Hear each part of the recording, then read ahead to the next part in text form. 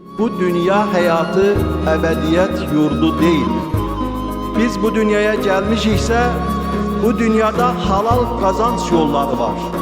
Rabbimiz bizden halal kazanç yollarıyla zahmet çekerek alnımızın teriyle, ağlımızın məhsuluyla, bedenimizi əziyyətə salmakla, düşüncelerimizi, tefekkürümüzü işletmekle, elmimizle, imanımızla, təqvamızla pul kazanmağımızı, iş görməyimizi, əmək sərf etməyimizi istəyir.